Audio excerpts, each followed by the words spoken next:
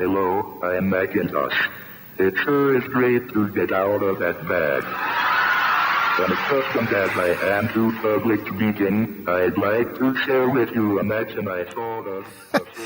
Ça date d'une trentaine d'années. C'était la voix de l'ordinateur Macintosh au moment de sa présentation officielle par Steve Jobs.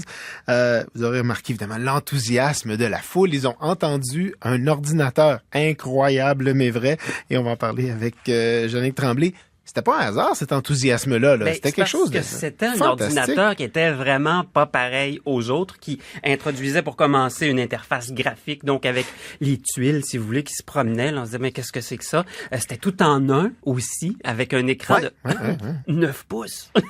9 pouces, pas 9 pouces au complet. Et l'ordinateur pesait 8 kilos avec un lecteur de disque 3 pouces et demi. Excusez-moi pour les chiffres, mais c'est parce qu'à l'époque, c'était les disquettes, quand on en avait, c'était des 5 pouces écart. Vous rappelez les grosses disquettes souples, je suis sûr que c'est assez frais dans votre mémoire, même si vous voulez pas vous en souvenir, avec un écran monochrome de 512 par 342, noir sur blanc. Donc, pas ce qu'on était habitué, les écrans noirs avec du vert ou du orange. Non, non. Là, on changeait complètement de registre. Le New York Times, à l'époque, le chroniqueur techno, parlait d'une image vraiment très nette. Vraiment et très nette. Très claire. Aujourd'hui, on a du 2560 par 1440 sur un écran de 27 pouces. C'est vous donner une idée du chemin parcouru quand même. Parlez-nous de la mémoire.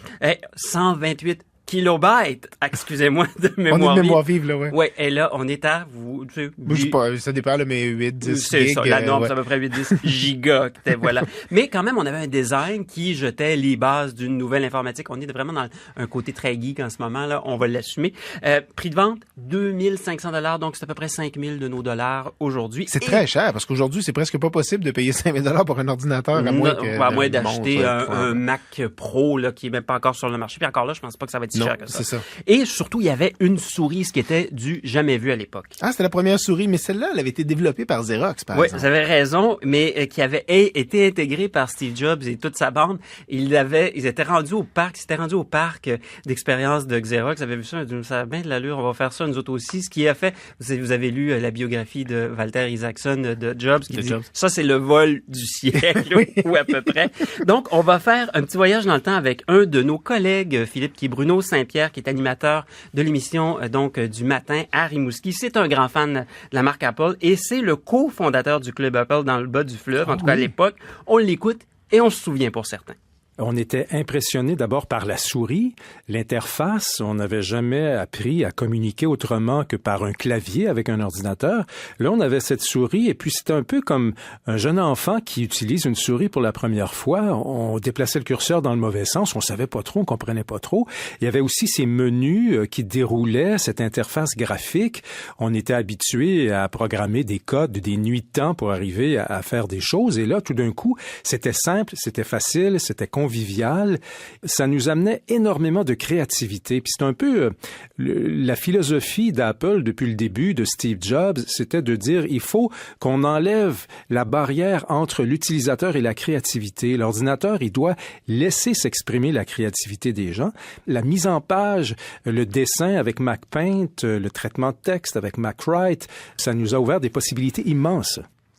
Ah oui, ça, c'était avant les i quelque chose de c'était Mac truc. Reconnaissez que vous vous en rappelez quand même. Et comment on était impressionné par cette machine-là. Et c'est vrai que ça pouvait ouvrir les vannes de la créativité, là. Pensez à toutes les polices de caractères, ce qui était inconnu quand on tapait sur un PC. Les Chicago, les New York, les gras, les italiques, les soulignés. Là, dès que ça c'est arrivé, certains sont mis à les utiliser un peu trop. Oui, il y a eu des abus. Dans un même document, il y avait 4 polices de caractère. Mais auparavant, faut le dire, c'était impossible. C'était des outils, des formats qui étaient réservés au milieu de l'édition. D'ailleurs, on a vu des journaux internes d'entreprises et aussi dans les écoles, des journaux qui se sont transformés quand ils sont arrivés, ces ordinateurs-là. Il y a eu ce qu'on pourrait appeler un effet wow et c'est ce qui a permis à Apple de se bâtir une communauté de fans. Encore une fois, on regarde dans le rétroviseur 30 ans en arrière avec Bruno Saint-Pierre.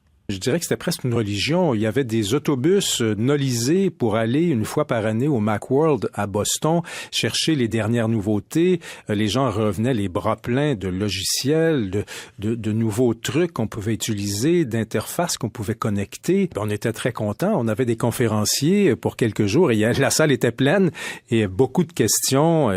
Non, c'était une autre époque. Il n'y avait pas l'Internet à ce moment-là. Aujourd'hui, c'est facile. Vous cliquez sur votre souris et puis vous allez chercher un logiciel sur le App Store en quelques minutes, mais c'était pas si simple. On n'avait même pas l'Internet à l'époque.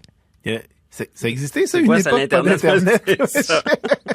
Quand on essaye d'expliquer ça à quelqu'un qui a moins de 30 ans aujourd'hui, il nous regarde avec les yeux un peu. Voilà. Bon, mais justement, le monde a changé. Steve Jobs est mort. Qu'est-ce qui reste des valeurs qui ont mené au lancement du Macintosh? C'est une question qui est intéressante parce que les possibilités avec les ordinateurs sont maintenant immenses, beaucoup plus grandes grâce à Internet, justement.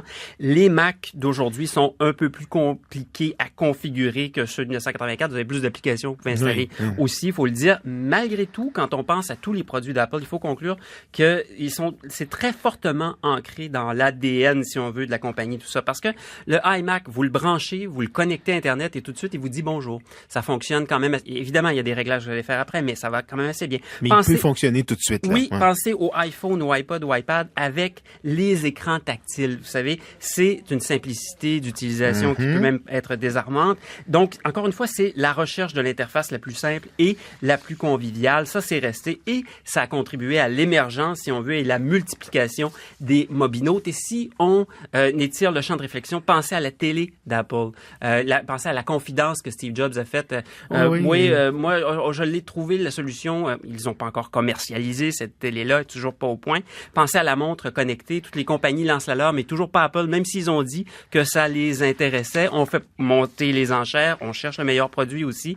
Mais au-delà du marketing et des formules des publicitaires, moi, je pense en tout cas que la devise d'Apple, ça pourrait ressembler à ce que moi je dis souvent à mes enfants, ce qui mérite d'être fait mérite d'être bien fait, parce que c'est le cas des produits Apple, il faut le dire. Ils se trompent un peu à l'occasion, mais c'est pas parce qu'ils essaient pas. Et la première manifestation évidente de ce principe-là, ça a été le Macintosh en 1984. Un produit convivial, beaucoup plus que les autres à l'époque, et un beau produit.